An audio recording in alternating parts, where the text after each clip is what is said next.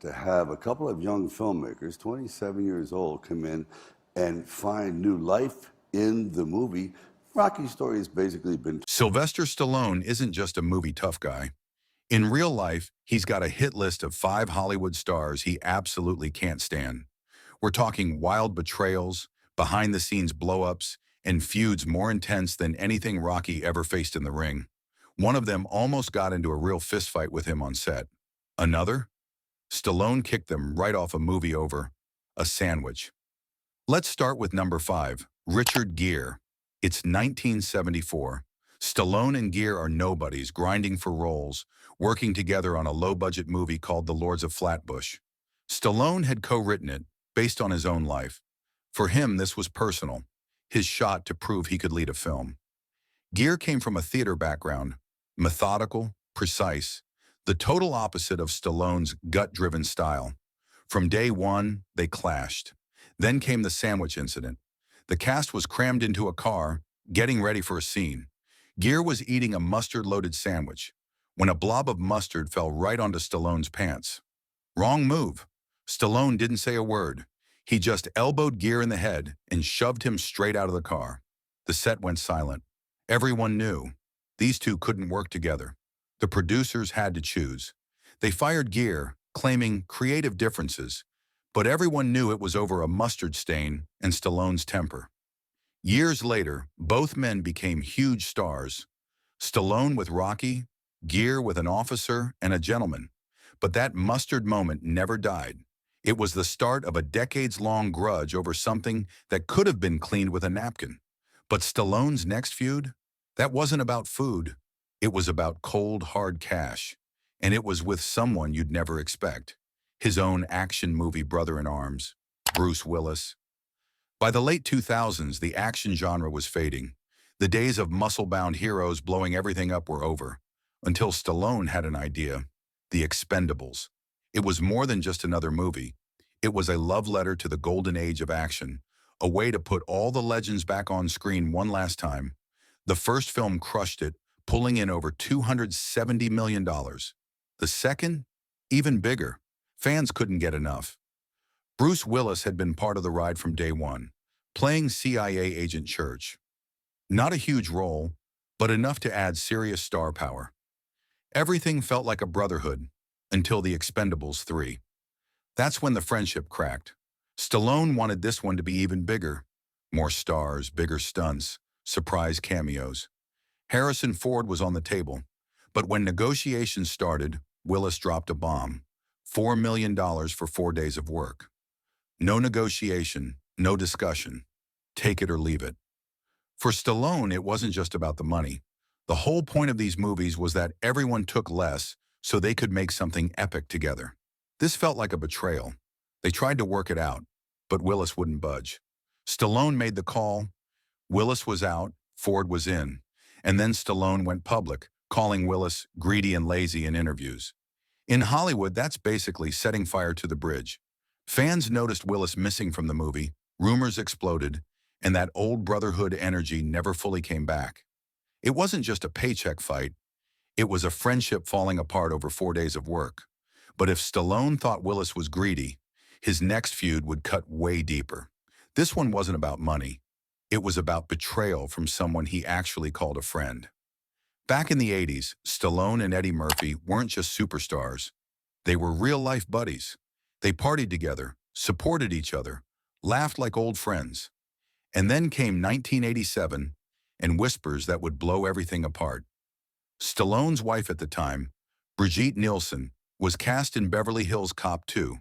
She was striking, tall, blonde, unforgettable, and she was married to one of the biggest stars in the world. You'd think she'd be off limits, but sets can be strange places. Long hours, close quarters, and plenty of downtime.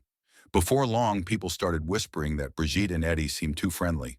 A laugh here, a long chat there, and suddenly the set was buzzing. Rumors flew, headlines followed, and whether or not it was true. For Stallone, the damage was already done. This wasn't just gossip. It was personal. Every headline, every joke, every sideways glance chipped away at Stallone. And if you know Stallone, you know he's not the kind of guy to bottle it up. No lawyers, no PR spin. He picked up the phone and called Eddie Murphy directly. This wasn't a, hey, how's it going, a kind of call. This was raw, emotional, and straight to the point. What's going on between you and Sasha? Years of friendship were suddenly hanging on one answer. Eddie denied everything. But here's the thing about trust. Once it cracks, words don't always fix it. Stallone couldn't shake the feeling something was off. Eddie felt blindsided that his friend believed the rumors. From that moment, the warmth between them evaporated. No more calls, no more hanging out. If they wound up at the same party, they stayed on opposite sides of the room. Hollywood's rumor mill ate it up, turning two friends into supposed rivals. Looking back, Eddie would say it was sad how fast it all fell apart. Fame, money, success, none of it protects you from losing someone you thought was in your corner for life. Murphy's alleged betrayal stung, but nothing could prepare Stallone for the next storm. This one wasn't about friendship. It was about his most legendary role nearly getting hijacked. It was 1982. Stallone was already a household name thanks to Rocky. But now he wanted to introduce the world to someone darker. John Rambo. First Blood wasn't just an action movie. It was about trauma, isolation, and what happens when a soldier comes home to a country that's forgotten him. Stallone fought hard to keep that vision intact. And then, Kirk Douglas walked in. Hollywood royalty, a man whose name alone could change the entire movie. And what happened next? Let's just say, it almost destroyed Rambo before it even began. When Kirk Douglas signed on to play Colonel Troutman, Rambo's former commander and the one man who truly understood him, it felt like a dream. Hollywood royalty alongside Stallone? Perfect. At least, at first. From day one, Douglas made it clear he wasn't just there to say the lines. He'd read the First Blood novel and decided the movie's ending had to change. In the book, Rambo dies, shot by Troutman. Douglas didn't suggest it. He demanded it. He thought it made the story deeper, heavier, and let's be honest, it gave him the big emotional moment. Director Ted Kotcheff was now caught in the middle. Stallone on one side, Douglas on the other. Stallone had been shaping this movie for months. He saw it as the start of something bigger. Douglas didn't care about sequels. He wanted the spotlight now. He even talked about himself in the third person. Kirk Douglas wouldn't say this line. Kirk needs a stronger scene here. He brought his own rewrites to set, trying to reshape the film around himself. It was tense. Long nights, endless script battles, and neither man would budge. Finally, Kotcheff had enough. Calmly, he told Douglas, "This is the movie we're making. If you don't want to do it, you can leave." And that's exactly what Douglas did. He walked. It could have been a disaster. Losing a star days into filming? That can kill a movie. But then Richard Crenna stepped in. He had 24 hours to prepare. He memorized lines on the way to set, walked in, and nailed it. No ego, no rewrites, just a grounded, warm performance that balanced Stallone's intensity and gave the story heart. That one change shifted the whole tone. Instead of a dark, hopeless ending, First Blood became something more, and left the door open for sequels. Sequels that would make Rambo a legend. For Stallone, it was a huge lesson. Sometimes protecting your vision means standing up to the biggest names in the business, and sometimes losing a star makes your movie better. But if Kirk Douglas was old Hollywood's alpha male, Stallone's next rival was something else entirely. Stronger, louder, and way more personal. Because this one didn't just want to take his spotlight, he wanted to own it. 1977. Stallone walks into the Golden Globes thinking it might finally be his night. A year earlier, he was broke enough to think about robbing a store just to eat. But then Rocky changed everything. He was up for Best Actor and Best Screenplay. And then Arnold Schwarzenegger walked in. Massive, confident, that thick Austrian accent turning every word into a punchline. He shakes Stallone's hand and says, "Hi, I'm Arnold Schwarzenegger, new talent of the year."